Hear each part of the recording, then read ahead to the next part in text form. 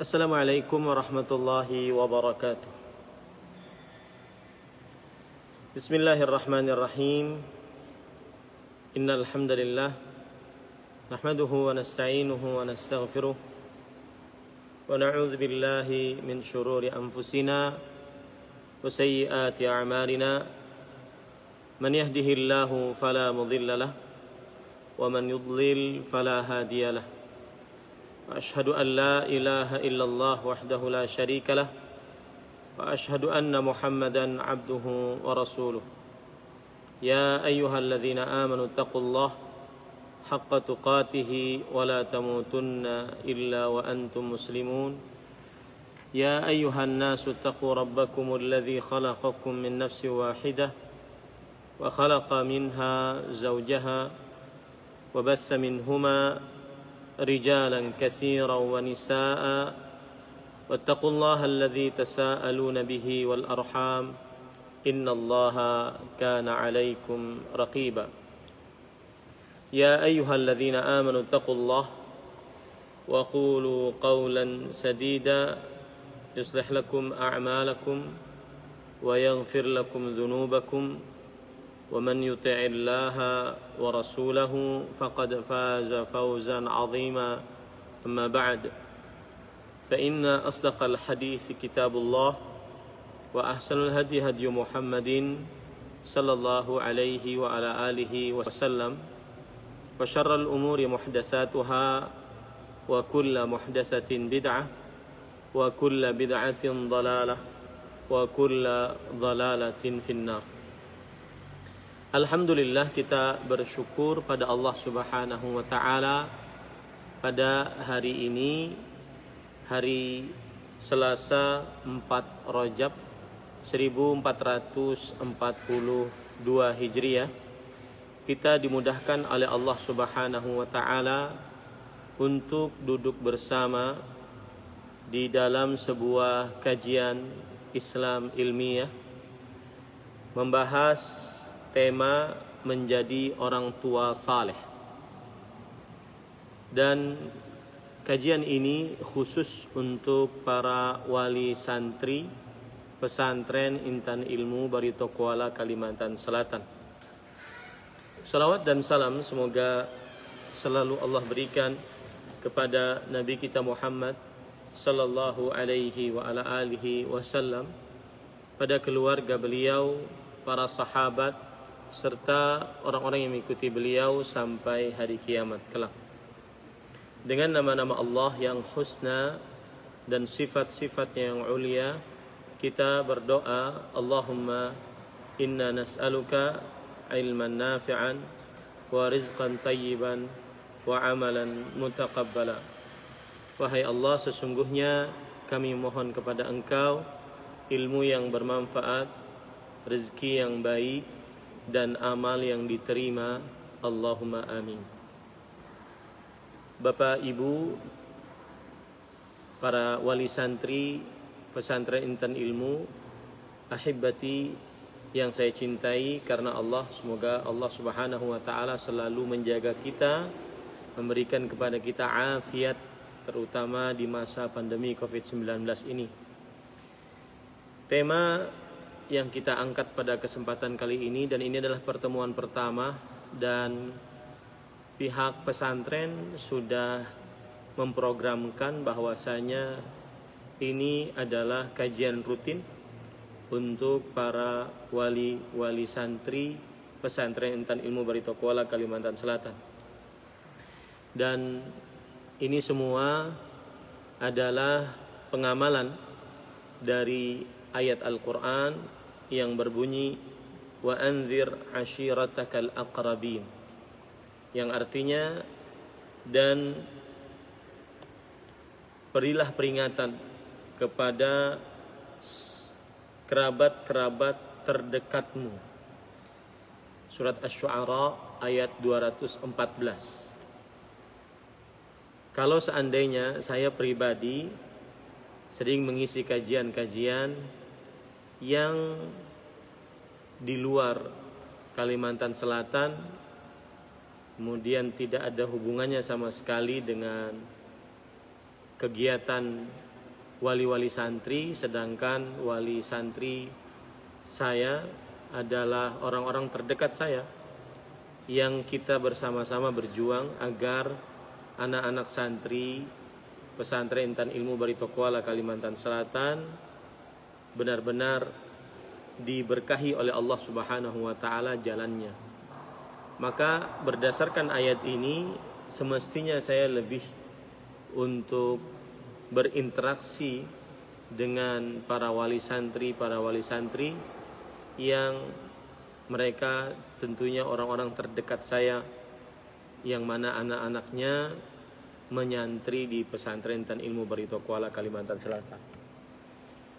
Berdasarkan ayat inilah akhirnya ada wacana untuk kajian ini setiap Selasa, dan yang kita canangkan dari mulai bulan ini setiap Selasa pekan pertama. Setiap Selasa pekan pertama di setiap bulan. Insyaallah ta'ala, mudah-mudahan Bapak Ibu, saudara-saudari, para wali santri berkenan untuk selalu ikut berpartisipasi di dalam kajian ini. Dan waktunya tidak panjang, waktunya hanya 1 jam. Saya memperkirakan dari 30 menit sampai 40 menit adalah penyampaian materi. Kemudian nanti ada mungkin pengumuman-pengumuman dari pesantren, atau juga ada tanya jawab bersama para wali santri. Mudah-mudahan Bapak Ibu senang dengan program ini, karena setelah diatur-atur waktunya maka jam dan hari inilah yang paling cocok, yaitu setiap Selasa pekan pertama jam 14.30 waktu Indonesia Tengah. Taib, Bapak Ibu saudara-saudari yang dimuliakan oleh Allah Subhanahu wa taala, tema yang kita angkat pada kesempatan kali ini adalah menjadi orang tua saleh. Mungkin dari tema ini akan diambil sebuah pertanyaan. Kenapa harus menjadi orang tua yang saleh? Apa manfaat terbesar menjadi orang tua yang saleh? Maka jawabannya adalah Allah Subhanahu wa taala berfirman dalam surat Ali Imran ayat 33-34, Innallaha astafa Adama wa Nuhan wa ala Ibrahim wa ala Imran 'alal 'alamin dzurriyyatan ba'dhuha min ba'd. Sesungguhnya Allah Subhanahu wa taala mengutus Nabi Adam, Nabi Nuh, keluarga Ibrahim dan keluarga Imran sebagai para rasul atas alam semesta. Dzurriyyatan ba'dhuha min ba'd. Keturunan sebagiannya mengikuti sebagian yang lain. Dan Allah Subhanahu wa taala Maha mendengar, Maha mengetahui. Yang menjadi inti pendalilan dari ayat ini adalah ketika Allah Subhanahu wa taala berfirman dzurriyyatan ba'dhuha min ba'd, yang artinya sebagian keturunan mengikuti sebagian yang lain. Jika orang tua yang saleh, maka niscaya anak-anaknya pun diharapkan saleh. Al-Imam Al-Allamah Al-Syekh Abdurrahman bin Nasir As-Sa'di rahimahullah, di dalam kitab beliau Tafsir As-Sa'di, beliau mengatakan ketika menafsiri ayat ini tadi, ay hasalat tanasubu wat tashabuhu bainahum fil khalqi wal akhlaqil jamilah, yang artinya terjadi kesesuaian dan kesamaan di antara para anak dengan orang tua dan keturunannya, baik di dalam fisik ataupun di dalam akhlak. Jadi kalau seandainya anak ini kok fisiknya, rambutnya berbeda dengan orang tuanya, oh dia mungkin mengikuti kakek atau neneknya. Berbeda juga dengan orang tua dan kakek neneknya, mungkin mengikuti buyutnya. Ya, pokoknya ada kesamaan antara keturunan dengan pokok keturunannya. Begitu juga di dalam akhlak. Ketika orang tuanya saleh, maka sangat diharapkan, kita berharap kepada Allah Subhanahu wa taala, orang tua tersebut akan menjadi anak tersebut akan menjadi anak yang saleh. Nah, ini Bapak, Ibu, saudara-saudari yang dimuliakan Allah. Jadi pertanyaan sudah terjawab. Mengapa harus menjadi orang tua yang saleh? Karena ada sebagian orang berpikir begini, biar saya jadi penjahat, yang penting anak saya saleh. Maka ini memang petunjuk di tangan Allah Subhanahu wa taala. Jangankan seorang manusia biasa, para rasul, para nabi saja tidak bisa menjadikan anaknya sebagai orang beriman kecuali dengan petunjuk dari Allah, seperti yang terjadi kepada Nabi Nuh, seperti yang terjadi kepada Nabi Muhammad terhadap pamannya, seperti yang terjadi kepada Nabi Ibrahim terhadap bapaknya. Tetapi secara umum, garis besar bahwa orang tua saleh sangat mempengaruhi dan sangat memberikan andil besar terhadap kesolehan anak. Dalil yang lain lagi akan hal ini yaitu surat Al-Kahfi ayat 82. Allah Subhanahu wa taala berfirman di dalam Al-Qur'an, "Wa ammal jidaru fakana li ghulamaini yatimaini fil Madinah wa kana tahtahu kanzul lahumā wa kana abūhumā ṣāliḥan fa arāda an yablugha ashuddahumā wa yastakhrija kanzahumā rahmatan min rabbik wa ma fa'altuhu an amri dzalika ta'wilu ma lam tasti' 'alaihi sabra." Adapun dinding rumah itu adalah kepunyaan 2 orang anak yatim di kota itu, dan di bawahnya ada harta benda simpanan bagi mereka berdua, sedang ayahnya adalah seorang yang saleh. Lihat di situ, ayahnya adalah seorang yang saleh. Nanti akan saya jelaskan ayat ini. Saya baca artinya dulu. Maka Tuhanmu menghendaki agar supaya mereka sampai kepada kedewasaannya dan mengeluarkan simpanannya itu sebagai rahmat dari Tuhanmu. Dan bukanlah aku melakukannya itu menurut kemauanku sendiri. Demikian itu adalah tujuan perbuatan-perbuatan yang kamu tidak dapat sabar terhadapnya. Ayat ini sebenarnya adalah menceritakan tentang kisah Nabi Musa dengan Nabi Khadir alaihissalam. Nabi Musa meminta kepada Nabi Khadir untuk belajar ilmu agama dari beliau. Nabi Khadir alaihissalam membolehkan dengan syarat tidak boleh bertanya atas apa yang beliau lakukan, sebagaimana disebutkan oleh Allah Subhanahu wa taala, yaitu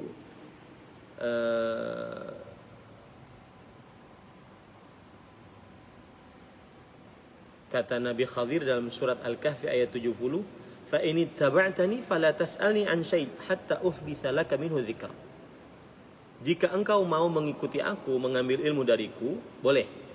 Tapi janganlah kamu menanyakan sesuatu kepadaku tentang sesuatu apapun sampai aku sendiri menerangkannya kepadamu. Maka akhirnya 2 orang ini berjalan, Nabi Musa dan Nabi Khadir. Sang guru Nabi Khadir, kemudian muridnya Nabi Musa alaihissalam. Lalu di tengah perjalanan, maka keduanya menaiki perahu. Lalu Nabi Khadir melubangi perahu tersebut. Kalau perahu dilubangi, otomatis tenggelam. Nabi Musa kemudian bertanya, "Kenapa engkau lubangi? Mereka akan tenggelam."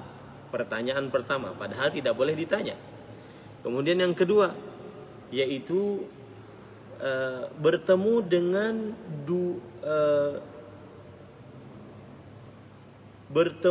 dengan seorang anak kecil. Lalu Nabi Khadir alaihissalam membunuh anak tersebut.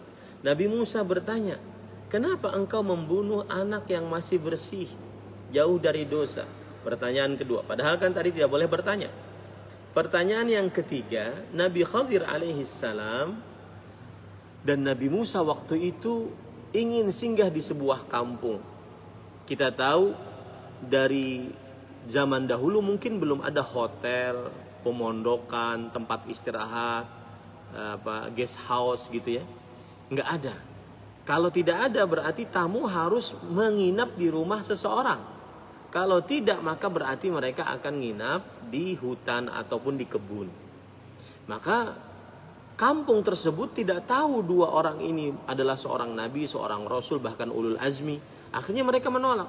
Enggak, kami enggak mau memberikan kepadamu tempat tinggal untuk malam ini. Akhirnya mereka terpaksa tinggal di sebuah kebun. Kemudian setelah itu di perjalanan, nah ini yang terjadi. Di perjalanan, ataya ahla qaryah istat'ama ahla fa'abaw an yudayyifuhuma fawajada fiha jidaran yuridu an yanqadda fa'aqama qala law syi'ta lattakhadta alaihi ajra. Yang artinya mereka minta dijamu kepada penduduk negeri itu, tetapi penduduk negeri itu tidak mau menjamu mereka, yang saya ceritakan tadi ya. Kemudian keduanya mendapatkan dalam negeri itu dinding rumah yang hampir roboh. Jadi ada rumah hampir roboh. Maka Nabi Khadir menegakkan dinding itu, malah memperbaiki dinding itu. Musa alaihissalam pun berkata, jikalau kamu mau niscaya kamu mengambil upah untuk itu. Apa maksudnya? Wahai Khadir, kita sudah minta tempat tinggal, mereka nggak ngasih, kamu malah berbuat baik kepada mereka. Kenapa ini? Ada apa? Nah, jawabannya tadi ya pada ayat 82, 83. Adapun dinding itu dimiliki oleh dua anak yatim di kota itu. Di bawah rumah itu ada benda harta simpanan yang ditinggalkan oleh siapa? Oleh orang tua mereka yang saleh. Lihat ya, orang tua mereka yang saleh. Lalu apa yang terjadi? Maka Allah menginginkan kalau dua anak yatim ini sudah baligh, Allah akan keluarkan harta simpanan tersebut sebagai mereka bekal untuk hidup. Yang menarik di sini adalah pesan dari para ahli tafsir. Seperti misalkan ya, di dalam tafsir Imam Ibnu Katsir bahwasanya Abdullah bin Abbas radhiyallahu anhuma berkata, "Hafidha bi salahi abihima wa lam yudhkar lahuma salahun wa taqaddama annahu kana al-abu sabi'." Yang artinya dua anak yatim ini harta simpanan yang di bawah rumah itu terjaga sampai mereka nanti baligh, dikeluarkan oleh Allah harta ini sebagai jaminan mereka untuk bisa hidup setelah mereka dewasa. Kata Abdullah bin Abbas, apa ini yang jadi menariknya? Kenapa orang tua harus saleh? Mereka dua anak yatim ini terjaga, terjamin kehidupannya dengan kesolehan orang tuanya. Lihat ya, dengan kesolehan orang tuanya. Jadi sekarang kan zamannya asuransi kesehatan, asuransi anak, asuransi pendidikan anak. Maka kita katakan sebagai seorang muslim berdasarkan surah Al-Kahfi ayat 82-83, asuransi paling terkuat dan paling terpercaya untuk anak, baik itu di dunianya ataupun di akhiratnya, adalah kesolehan orang tuanya. Nah ini ya, ini harus dipahami baik-baik. Kesolehan kedua orang tuanya. Dan yang lebih menarik lagi perkataan Abdullah bin Abbas, bahwasanya ternyata yang soleh itu bukan bapaknya, bapak kandungnya bukan. Walam yudhkar lahuma salahun. Jadi kan ini ada dua anak yatim, ada bapaknya. Ternyata yang soleh ini bukan si bapak kandung dari dua anak yatim ini. Ternyata yang soleh adalah kakeknya yang ketujuh. Apa maksudnya? Maksudnya berarti orang tua yang soleh akan menjaga anak keturunannya menjadi anak yang soleh selama 7 turunan. Allahu Akbar. Apakah kita tidak ingin seperti ini? Selama 7 turunan dijaga oleh Allah Subhanahu wa ta'ala. Ya, selama 7 turunan. Makanya saya sering perhatikan kepada santri-santri di kelas, saya ingatkan. Kalau nelpon, video call dengan orang tua, jangan lupa minta doa kepada orang tua. Ya. Karena doanya orang tua, apalagi yang saleh, sangat mempunyai kans, kesempatan dikabulkan oleh Allah. Dan juga saya nasihatkan kadang-kadang kepada para santri, kalau orang tua di rumah ada yang masih tidak sholat, tidak baca Quran, jarang berzikir, maka dinasihati, ya, agar benar-benar menjadi orang tua yang saleh.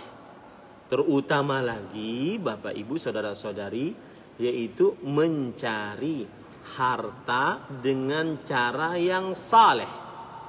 Maka itu sangat berpengaruh kepada anak-anak. Anak-anaknya di pesantren mudah menghafal, anak-anaknya di pesantren mudah untuk menerima pelajaran, tidak nakal, tidak malas-malasan.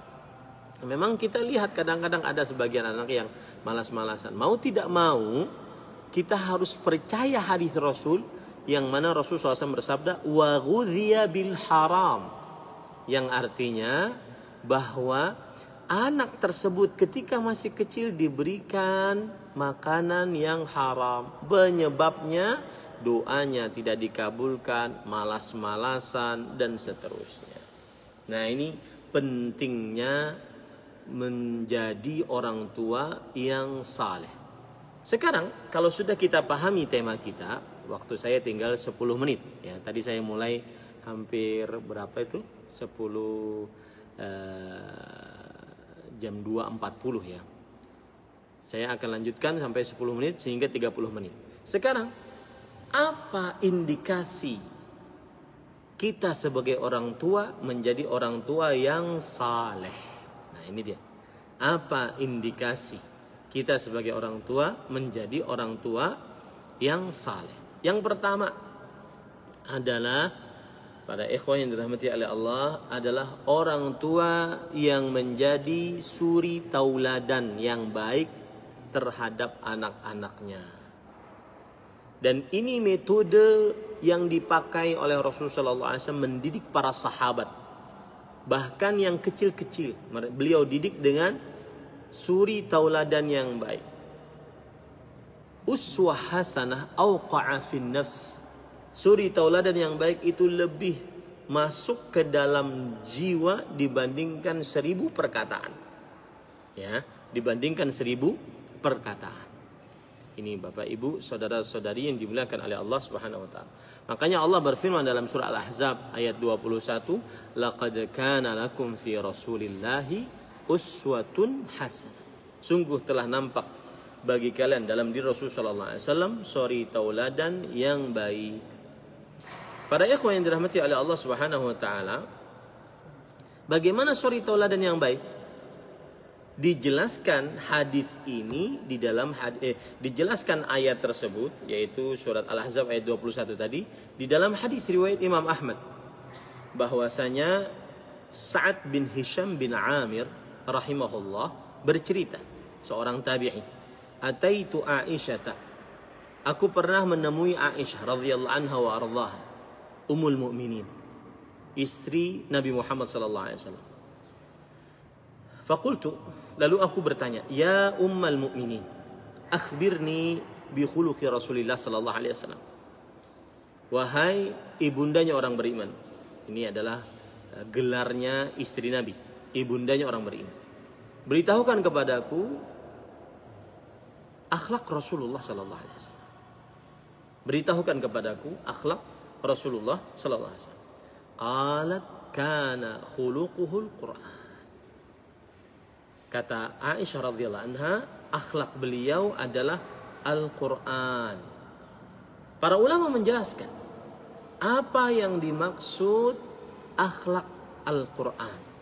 Dengan begini kita sebagai orang tua bisa mengambil sebuah batasan. Saya ingin menjadi orang tua yang saleh. Saya sangat tertarik setelah penjelasan ini menjadi orang tua yang saleh. Lalu apa yang harus saya lakukan? Jawabannya adalah ini. Karena khuluquhul Quran, adalah akhlak Rasulullah sallallahu alaihi wasallam Al-Quran. Saya akan bacakan apa yang disyarahkan oleh para ulama tentang bahwa akhlak Rasulullah sallallahu alaihi wasallam adalah Al-Quran. Perhatikan baik-baik. Yaitu Rasulullah sallallahu alaihi wasallam waqafan 'inda kitabillah. Beliau senantiasa berdiam sesuai dengan Al-Quran. Itu yang dimaksud dengan kana khuluquhul Quran. Adalah Rasulullah sallallahu alaihi wasallam beliau senantiasa waqafan 'inda kitabillah. Diam sesuai dengan Al-Quran. Ya, sesuai dengan Al-Quran. Apa saja yang diperintahkan oleh Al-Quran, maka beliau lakukan. Apa saja yang dilarang oleh Al-Quran, maka beliau jauhi. Maka orang tua yang saleh senantiasa hidupnya sesuai dengan Al-Quran. Berusaha hidupnya sesuai dengan Al-Quran. Ini para ikhwan yang dirahmati oleh Allah Subhanahu wa taala. Kemudian dalil yang menunjukkan bahwasanya sangat pentingnya suri tauladan, dan itu bukti orang tua tersebut adalah orang tua yang saleh, yaitu hadis riwayat Bukhari dan Muslim dari Abu Hurairah radhiyallahu anhu, bahwa Rasulullah sallallahu alaihi wasallam bersabda, kullu mauludin yuladu 'alal fitrah fa abawahu yuhawwidani au yunassirani au yumajjisani kamathalil bahimati tuntijul bahimata hal tara fiha min jada'a. Artinya setiap anak yang terlahir dilahirkan di atas fitrah. Maka lihat fa abawahu, fa di sini disebutkan oleh para ulama sebagai fa'us sababiyah, yaitu fa yang menunjukkan kepada sebab. Kalau kita terjemahkan, maka kedua orang tuanya lah penyebab utama dia menjadi Yahudi atau menjadi Nasrani atau menjadi Majusi. Sebagaimana binatang tidaklah melahirkan kecuali binatang. Apakah kamu melihat di dalam seekor binatang tersebut ada kecacatan? Kalau seandainya orang tuanya tidak cacat, maka niscaya keturunannya pun tidak akan cacat. Ini menunjukkan bahwasanya orang tua dianggap saleh ketika dia mencontohkan contoh yang baik. Saya sangat yakin sekali sebagian anak-anak yang menyimpang dari agama sampai murtad, maka berdasarkan hadis ini ada semacam walau sedikit, walau isyarat dari orang tuanya tentang kemurtadan tersebut.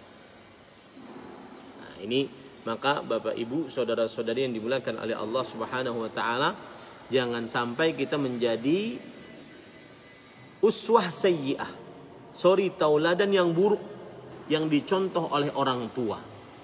Lihat, Rasul sallallahu alaihi wasallam pernah suatu saat dalam hadis riwayat Imam Abu Daud dari sahabat Nabi Abdullah bin Amir radhiyallahu anhu. Beliau bercerita, "Da'atni ummi yawman wa Rasul sallallahu alaihi wasallam qa'idun fi baitina." Suatu hari ibuku memanggilku, "Wahai Abdullah, ta'al." Ya, dan Rasul sallallahu alaihi wasallam waktu itu sedang duduk di rumah kami. Faqalat, "Ha ta'ala u'tik." Lalu ibuku memanggil, "Wahai Abdullah, kesini, aku akan ngasih hadiah." Aku akan ngasih hadiah. Faqala laha Rasulullah sallallahu alaihi wasallam, "Wa ma aradti an tu'tiyah?" Lalu Rasulullah SAW bertanya kepada sang ibu, "Wahai ibu, kalau anakmu nanti kesini, kamu mau ngasih apa? Kamu sudah janji itu. Sini aku kasih hadiah, itu janji." Maka kata sang ibu, "U'tihi tamran." Aku akan ngasih kurma. Memang ini sudah janjiku.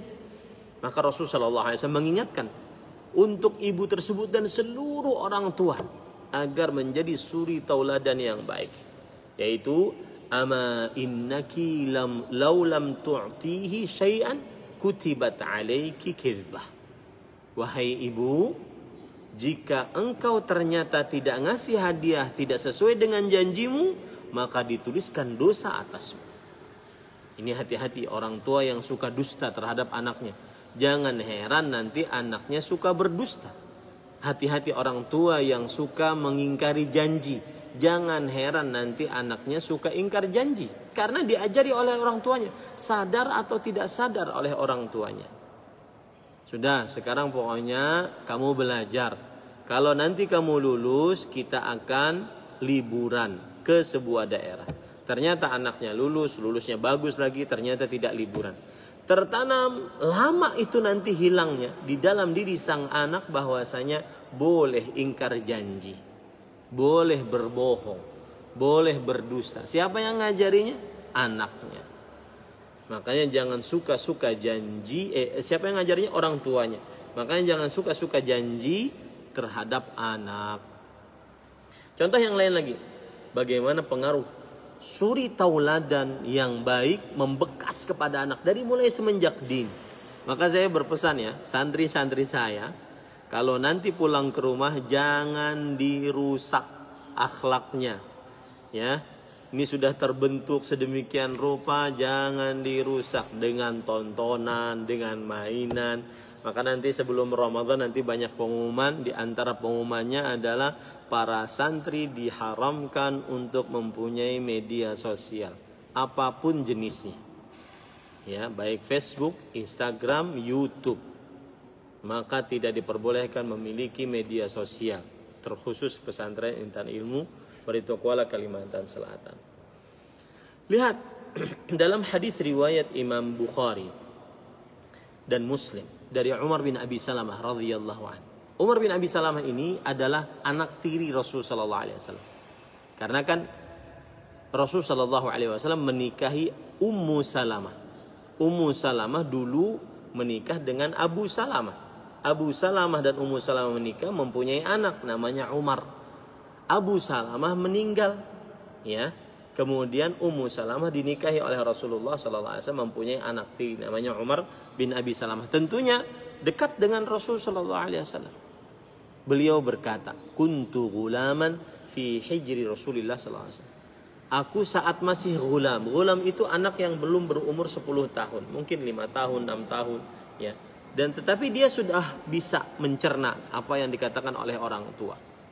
Aku pernah duduk bersama Rasul sallallahu alaihi wasallam di pangkuan beliau saat aku masih ghulam. Wa kanat yadi tatishu fis sahfah. Dan tanganku saat itu kesana kemari. Kan orang Arab itu makan dia dengan satu nampan besar, makan bersama-sama. Salah satu adab makan bersama-sama adalah tangannya tidak boleh kesana kemari. Ya, maka kemudian Rasulullah SAW mengingatkan Umar bin Abi Salamah radhiyallahu anhu. Qul ya gulam samillah wa kul biyaminik wa kul mimma yalik. Yang artinya, wahai gulam, makanlah dengan mengucap bismillah. Beliau contohkan langsung bismillah. Kemudian makanlah dengan tangan kananmu. Beliau contohkan juga langsung. Dan makanlah apa yang ada di depanmu. Kalau ada yang bertanya mungkin, kalau yang di depan cuma sambal doang gimana? Maka diketengahkan. ya, diketengahkan. Yang di depannya cuma daging doang gimana, nasinya nggak ada, diketengahkan. Nanti dia bisa mendapatkan yang lain. Begitu caranya.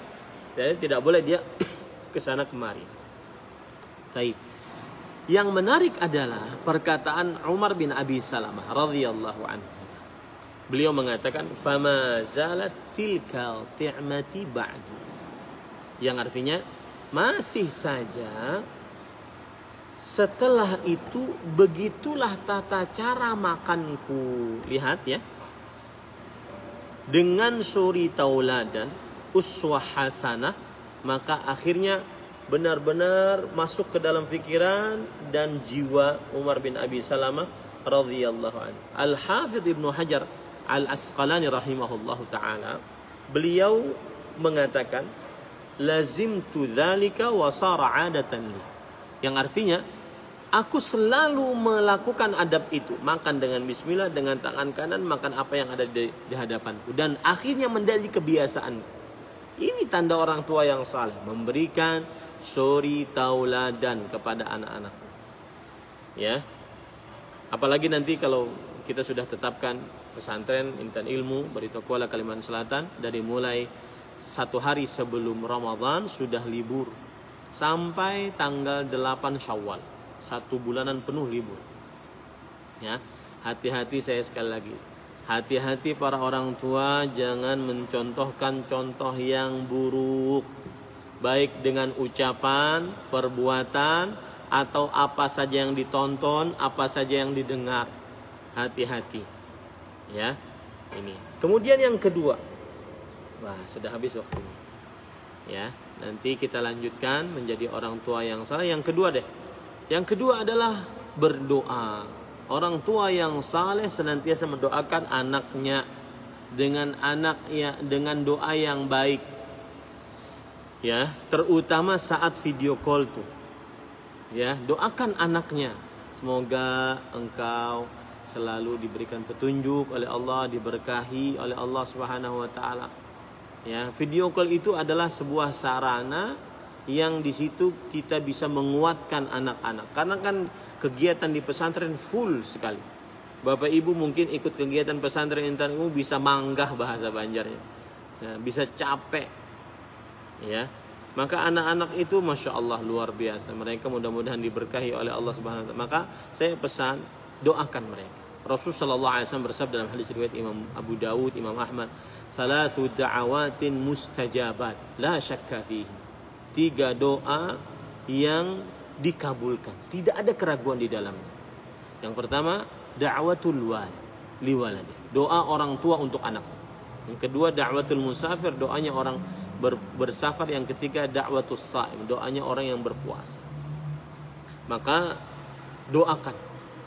Rasulullah SAW pernah, jangan sebaliknya mendoakan keburukan.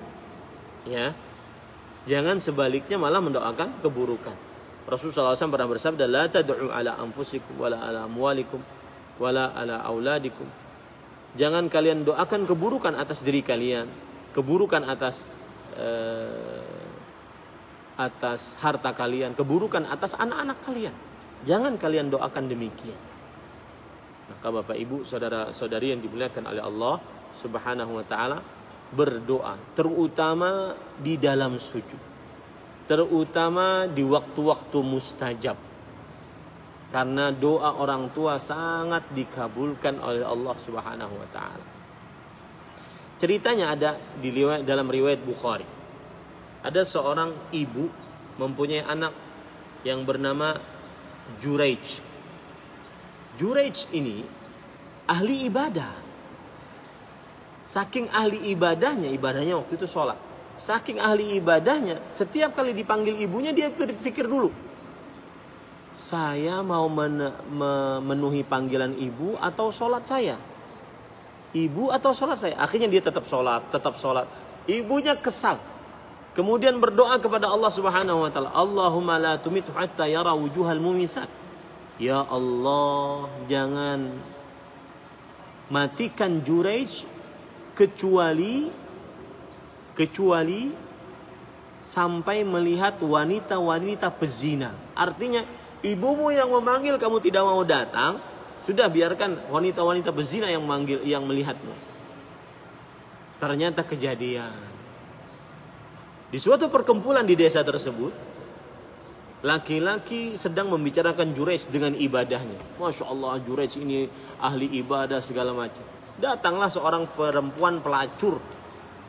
Kata perempuan pelacur, aku bisa untuk menggoda Juraij. Coba lihat kalian. Datanglah perempuan pelacur ini ke tempat ibadahnya Juraij. Dulu mungkin tidak ada masjid. Ke tempat ibadahnya Juraij. Akhirnya si perempuan pelacur ini mengatakan, ayo kita berzina. Kata Juraij, ibuku memanggilku, aku tidak patuh, apalagi kamu pergi sana. Akhirnya pergilah si wanita pelacur ini. Dan terbukti doa sang ibu sudah dikabulkan oleh Allah. Bahwasanya Juraij melihat wanita pelacur. Tidak beberapa lama wanita pelacur ini bikin makar. Dia mengatakan, saya hamil nih. Yang menghamili kamu, hai Juraij. Wah, akhirnya orang marah, orang menghakimi si Juraij. Akhirnya apa yang terjadi? Yang terjadi adalah Juraij mengatakan, sebentar saya ingin sholat, berdoa kepada Allah.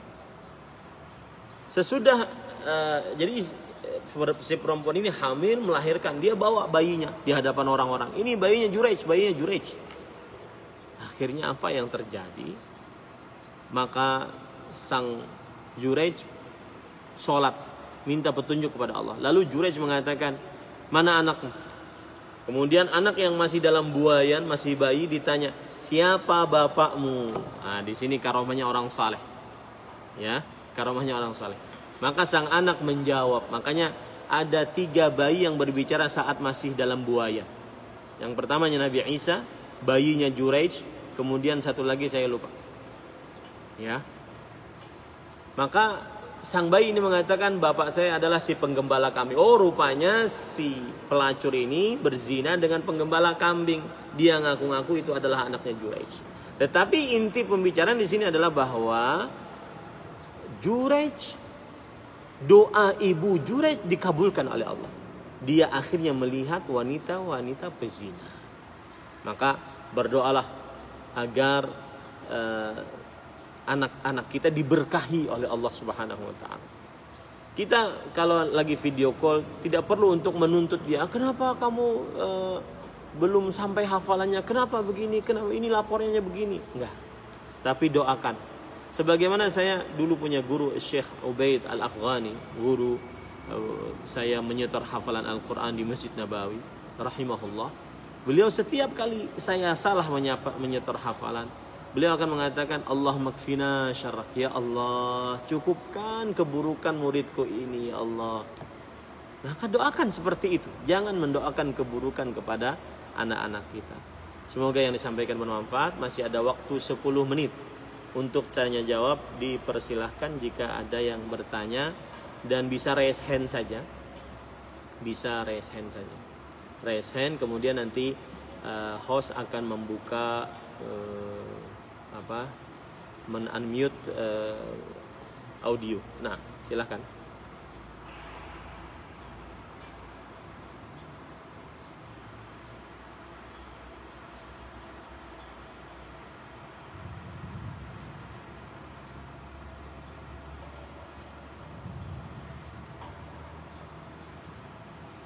Silahkan jika ada yang bertanya.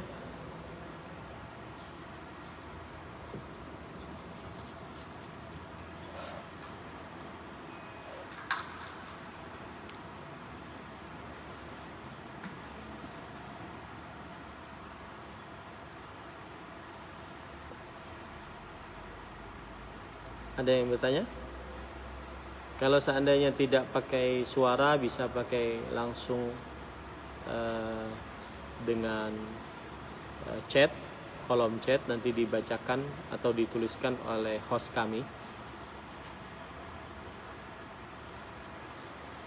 Kepada Bapak Ibu, Pak kaum muslimin yang nonton melalui Facebook, ini adalah kajian rutin setiap Selasa siang jam 14.30 WITA atau jam 13.30 WIB.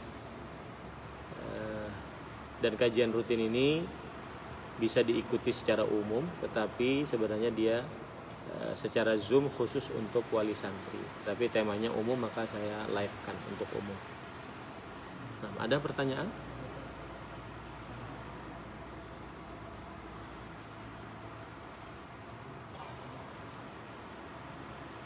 Ya, bisa.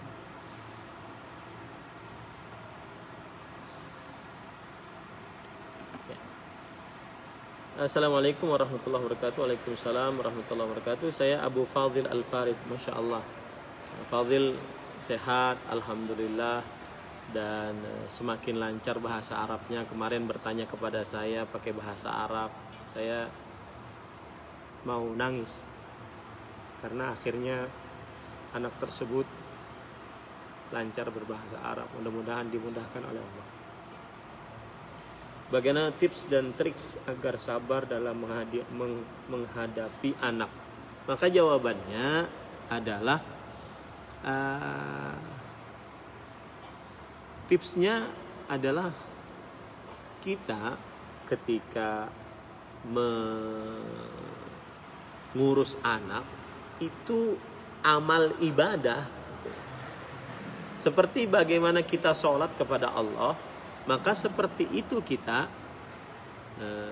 mendapatkan pahala dari Allah Subhanahu wa taala ketika mengurus anak. Masa kita merasa capek ketika sholat, ya kan? Kita merasa berat ketika sholat, kita tidak sabar ketika sholat. Itu satu. Yang kedua, kita harus sebagai orang tua harus sabar, karena anak ini adalah modal agar pahala kita terus mengalir walaupun kita sudah meninggal. Allah Subhanahu wa taala berfirman, "Naktubu ma qaddamu wa atharah." Yang artinya, dan kami tuliskan apa yang telah mereka lakukan dari amal ibadah dan bekas-bekas amalan mereka.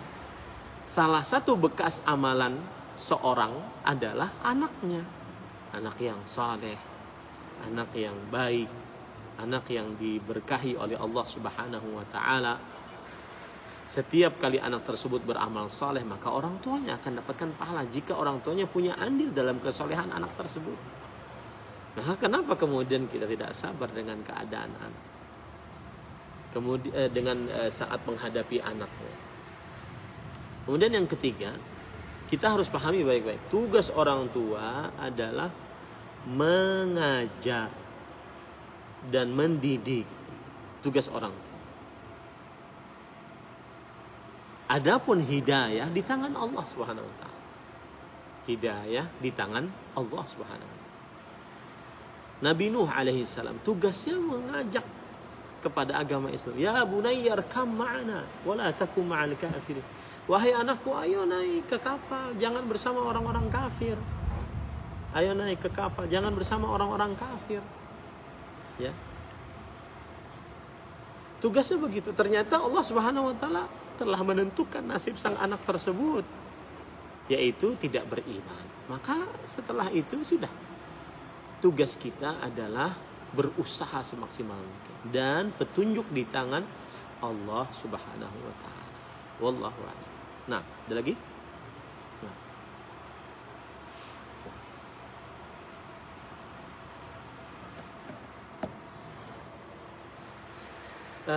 Dari Ibu Popi Erlingga, santri Muhammad Roland. Alhamdulillah Bu, Roland termasuk anak yang semangat, kemudian anak yang beradab, dan termasuk anak yang dapat dibanggakan.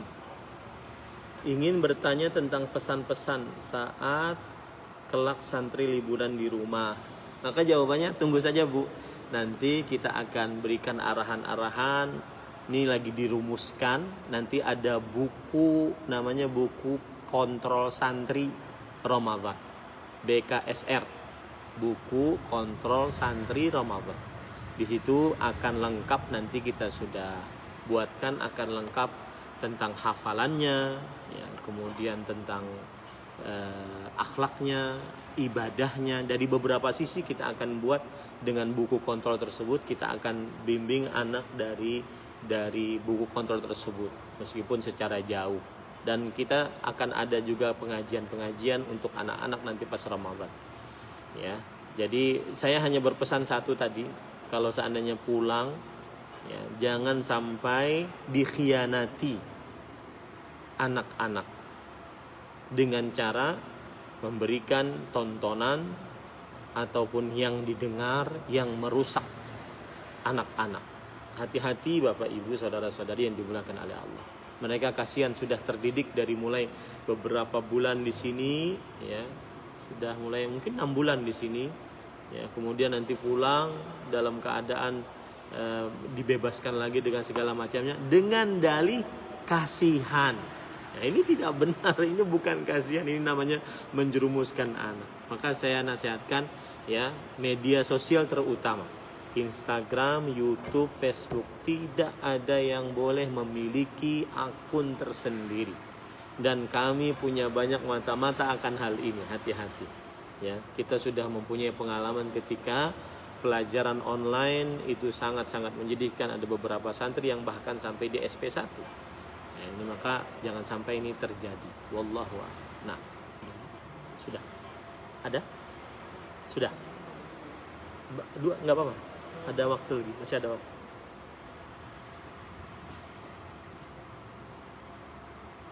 Ada tadi? Oh iya. Iya.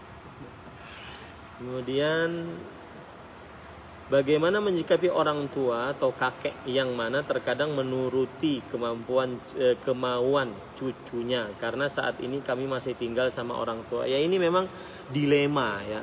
Kadang-kadang kakek ini sayangnya berlebihan dengan cucunya. Ya, akhirnya dia menjerumuskan cucunya ke dalam sikap kemanjaan tersebut. Maka di sini perlu didudukkan, Mas, di sini perlu didudukkan tertutup. Perlu didudukkan bagaimana jangan sampai terjadi bukan pengrusakan, artinya pemanjaan terlalu berlebihan kepada anak, ya, kepada anak. Dan dilema memang ketika suami istri masih tinggal sama orang tua, maka harus dikenalkan kepada kakek neneknya agar benar-benar bahwa anak ini kita usahakan menjadi anak yang saleh. Jadi apapun yang merupakan sarana agar menjadi anak yang saleh, maka kita harus dukung. Jadi saya kira harus jujur dengan orang tua, ya, kakek neneknya santri-santri saya nantinya harus jujur, ya. Kadang-kadang ada pernah kejadian sang kakek malah lebih semangat dibandingkan bapaknya dalam mengurus santri-santri saya, ya, gitu. Jadi ini adalah sebuah kewajaran karena memang sang kakek ingin cucunya sukses, ingin cucunya baik, maka dia akhirnya menggunakan cara-cara. Tetapi sebenarnya harus didudukan antara orang tua dan kakek. Ya, bagaimana semestinya kita bersikap, dudukan bersama-sama. Bagaimana jika orang tua mencari rezeki yang tidak halal? Apakah akan masih berberkah untuk anak atau masih mendapat pahala? Dari Ferial, wali santri Jihad Pratama. Santri jihad agar orang tuanya lebih banyak berdoa kepada Allah Subhanahu wa taala. Dia semangat, ya. Terutama untuk kegiatan-kegiatan yang ekstrakurikuler, beliau semangat, ya. Jadi gini, ketika 2 tahun kita buka pesantren ini, maka saya sangat mendapatkan pelajaran bahwa anak-anak itu berbeda-beda. Dulu mungkin saya hafal teorinya, sekarang saya sudah merasakan bahwa anak-anak itu berbeda-beda. Tidak bisa kita paksakan satu anak, kamu harus hafal 30 juz ya. Tidak bisa kita paksakan satu anak kamu hafal sekian, ya tidak bisa. Tetapi mereka ternyata mempunyai kemampuan yang berbeda-beda. Maka pada saat itu kita sebagai yang mengurus di pesantren harus telaten, harus benar-benar tidak boleh mengedepankan rasa amarah, ya, harus benar-benar mencari solusi saat kita mengurus anak-anak tersebut, ya. Ini anak-anak ini mungkin susah menghafal, apa ya sebabnya? Oh, ternyata dia bagusnya dalam ini. Saya pernah kejadian, ini kejadiannya itu tentang jihad, ya, sebelum saya jawab pertanyaannya.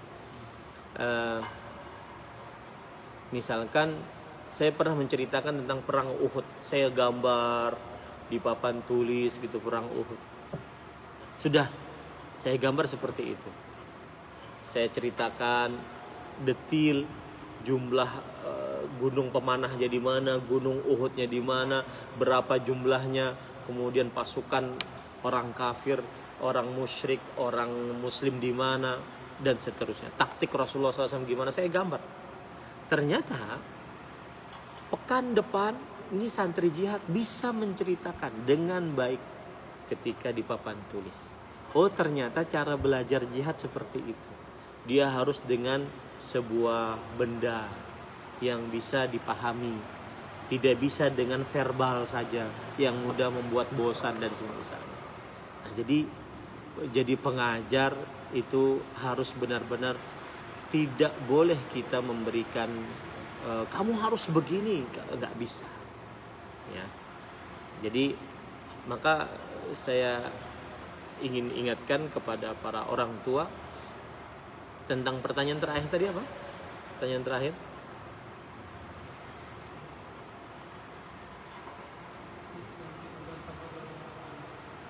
Coba ini.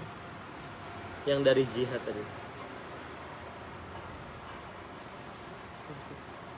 Terhapus kan? Yang ada 2 pertanyaan tadi. Buka ya, satu lagi. Nah, ini. Bagaimana jika orang tua mencari rezeki yang halal, yang tidak halal, apakah akan berpengaruh kepada anak? Maka jawabannya berdasarkan hadis Rasul bisa berpengaruh. Ya, jadi ceritanya dalam hadis riwayat Imam Tirmidzi, ada orang yang bersafar, kemudian dia kusut, lusuh, kemudian mengangkat tangan, kemudian mengucapkan ya Rob, ya Rob, ya Rob. Kemudian ternyata doanya tidak dikabulkan karena makanannya haram, minumannya haram, kemudian pakaiannya dibeli dengan cara yang haram, dengan harta yang haram, dan diberi makan dengan harta yang haram. Nah, ini yang jadi masalah. Para ulama menjelaskan diberi makan di sini maksudnya ketika kecil diberi makan. Nah, maka hati-hati jangan sampai kita bermudah-mudah untuk mencari harta yang haram. Dan saya berpesan untuk harta ini. Harta itu minimalnya tidak akan berubah. Bapak Ibu cari dengan cara yang halal atau haram gak akan berubah. Tetap di Lauhul Mahfuz itu gitu aja. Nah, berarti tinggal kita menentukan apakah kita mencarinya yang haram atau yang halal. Karena dia nominalnya gak akan berubah. Semoga bermanfaat. Mohon maaf waktu 5 menit lewat ya. Tetapi semoga ini awal yang baik. Dan saya tunggu untuk Selasa pekan pertama bulan depan. Ya. Selasa pekan pertama bulan depan kajian khusus untuk wali santri pesantren dan ilmu Baritokuala Kalimantan Selatan.